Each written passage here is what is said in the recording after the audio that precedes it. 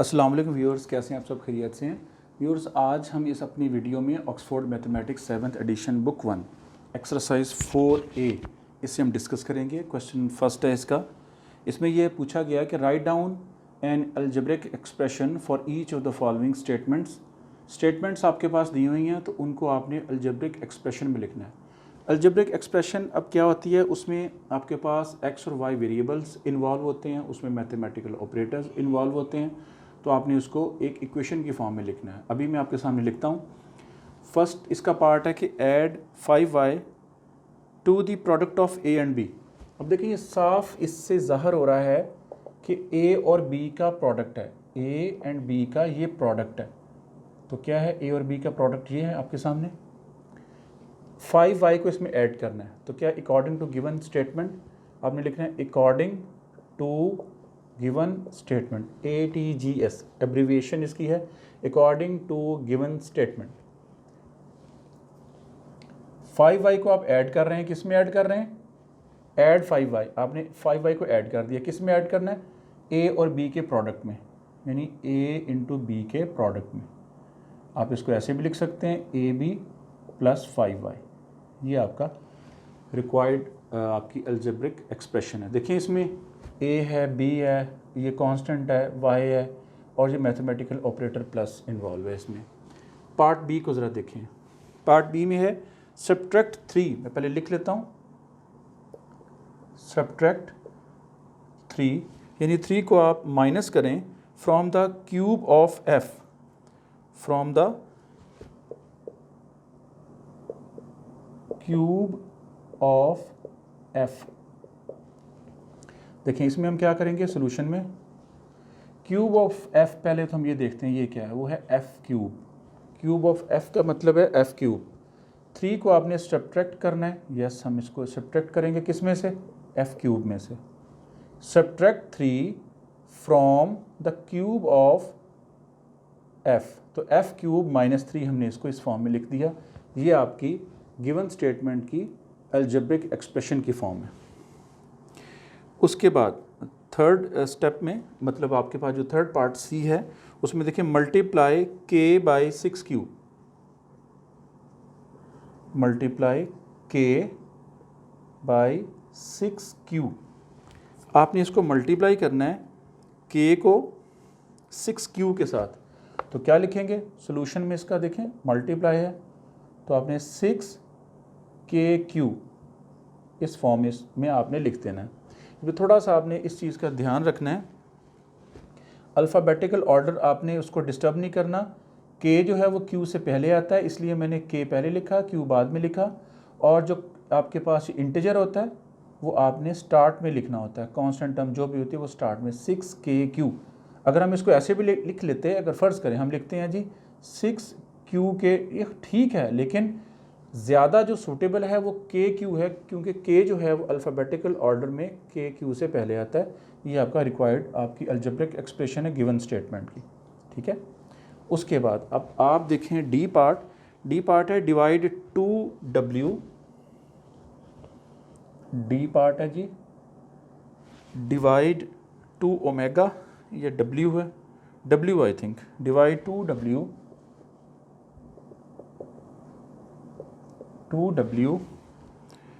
By 3xy, by 3xy। आपके पास ये statement है, तो सोल्यूशन में क्या होगा इसका? 2w को आप डिवाइड कर रहे हैं बाय के बाद वाली जो टर्म होती है वो नीचे आती है एज ए डिनोमिनेटर। ये आप इसको इस फॉर्म में लिखेंगे, डिवाइड 2w बाय, ये बाय का है मतलब, और 3xy आपने एज ए डिनोमिनेटर लिखना है, एज ए डिवाइज़र लिखना है कि 2y को आप डिवाइड कर रहे हैं 3xy से। उसके बाद ई पार्ट है सब्ट्रैक्ट 4 टाइम्स, लिख रहा हूँ subtract 4 times the positive square root, the positive square root of z, of z, या आप z कह लें इसको। Subtract 4 times of the positive square root of z। पहले तो हम इसको देखते हैं कि 4 टाइम्स किसका, positive square root of z का। देखें इसमें ये आपके पास z है, इसका आप पॉजिटिव स्क्वायर रूट लें, उसके बाद इसको 4 से मल्टीप्लाई करें तो ये 4 times of positive square root of z कहलाएगा। सब्ट्रैक्ट 4 इसमें से माइनस कर दें according to given condition. Subtract 4 times the positive square root of z from thrice of x। Yes, यहाँ मैंने लिखा नहीं from thrice of x, from thrice या 3 टाइम्स ऑफ x। अब 3 टाइम्स ऑफ x क्या है, वो 3x है, ठीक है। तो 3x में से आपने 4 times of positive square root of z को माइनस कर दिया, ठीक है। Subtract 4 times of positive square root of z from 3 times of x। ये आपके पास अलजेब्रिक एक्सप्रेशन है गिवन स्टेटमेंट की। f पार्ट है, ज़रा इसको देखें। f पार्ट में ये कहा गया twice the variable p, twice the variable p मतलब 2 टाइम्स इसका p का, divided by the product of, divided by the product of 5 and q, 5 and q। देखें सोल्यूशन में क्या है, ट्वाइस द वेरिएबल p के 2 टाइम्स ऑफ p, इसका ये मतलब होता है, ठीक है। ट्वाइस का मतलब 2 times of p, divided by, किससे डिवाइड करवाना है इसको, by the product of 5 and q, 5 और q के प्रोडक्ट से आपने इसको डिवाइड करवा दिया 2p को, तो 2p ओवर 5q ये आपका रिक्वायर्ड आपका ये है आंसर है, यानी रिक्वायर्ड अलजेब्रिक एक्सप्रेशन है ऑफ द गिवन स्टेटमेंट। ये आपके पास स्टेटमेंट थी, ये आपके पास जो है आपने फाइंड आउट किया, ये अलजेब्रिक एक्सप्रेशन है, ठीक है जी। उसके बाद अब हम पार्ट नहीं बल्कि हम क्वेश्चन 2 की तरफ मूव करते हैं।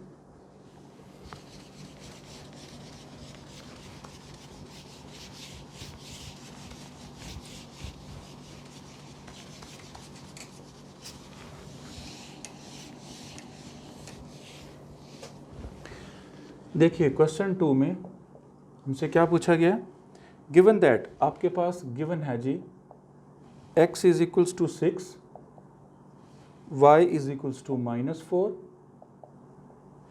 और evaluate each of the following expression, evaluate each of the following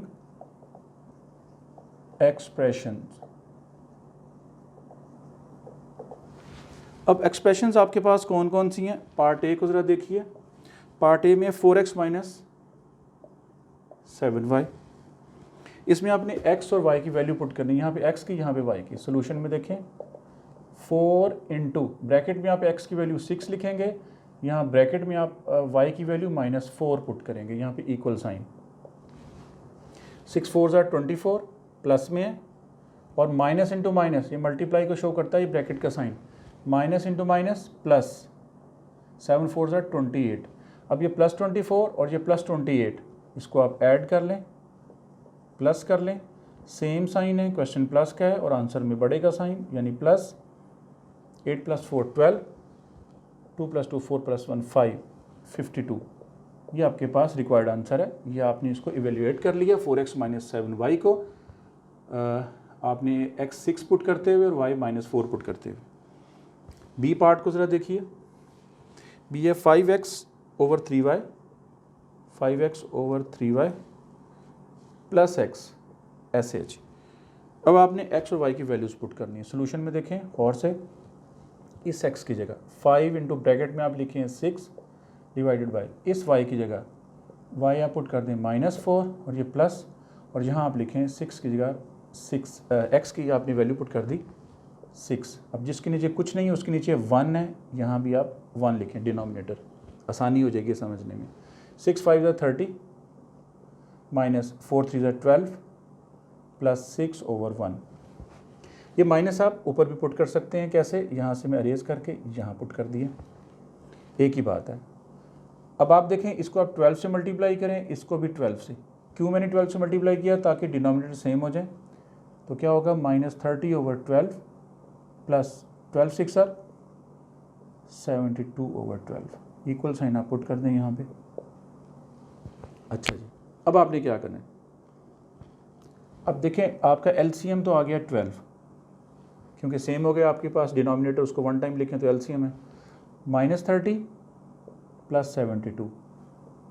अब यहाँ पे देखें +72 और -30 साइन डिफरेंट, क्वेश्चन माइनस का और आंसर में बड़े का साइन।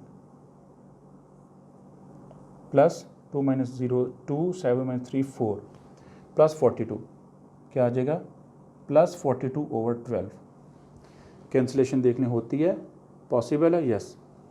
2 2 ज़र 4 2 1 ज़र 2 2 6 ज़र 12, यानी 21/6 आपके पास इसका सॉल्यूशन है। ठीक है जी। उसके बाद आपने क्या करना है,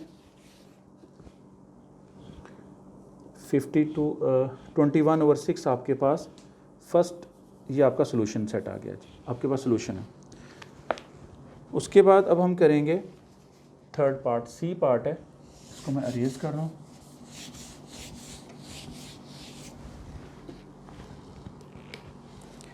सी पार्ट, क्वेश्चन 3 का सी पार्ट देखिए, 2x² - y³, 2x² - y³।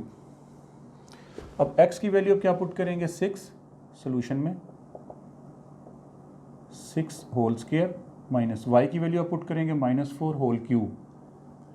देखिए मैंने आपको यहाँ एक चीज़ समझाई थी पिछली वीडियो में भी कि आपके पास अगर पावर इवन है, अब यहाँ पे 2 जो है वो इवन नंबर है, तो आपने इसका साइन तो नहीं है, कोई भी नहीं, तो 6 को आप 2 टाइम्स मल्टीप्लाई करें। 6 स्क्वायर का मतलब होता है 6 × 6, 6 स्क्वायर का मतलब 6 × 6 36, ये 36 आपने पुट किया, 2 और 2 × 36 2 6 are 12 2 3 6 + 1 7 72 माइनस। अब देखिए ये पावर ऑड है आपके पास, कौन सी पावर, ऑड। अगर ऑड है तो अंदर माइनस है तो माइनस एग्जिस्ट करेगा, पहली बात तो ये है। 4³ का मतलब है, 4³ का मतलब है 4 × 4 × 4 4 4 16 16 4 = 64 64 अब यहाँ पे पुट कर दें, माइनस इंटू माइनस, ये मल्टीप्लाई का ब्रैकेट है, +64।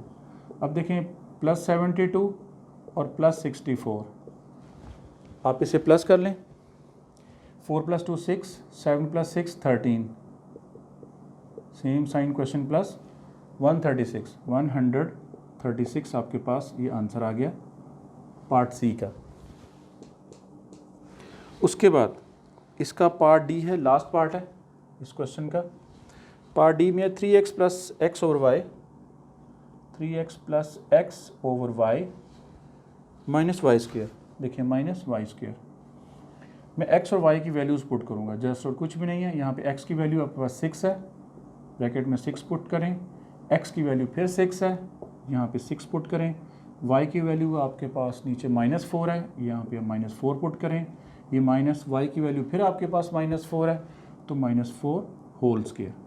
ये मैंने वैल्यूज़ पुट की हैं और मैंने कुछ भी नहीं किया, ठीक है।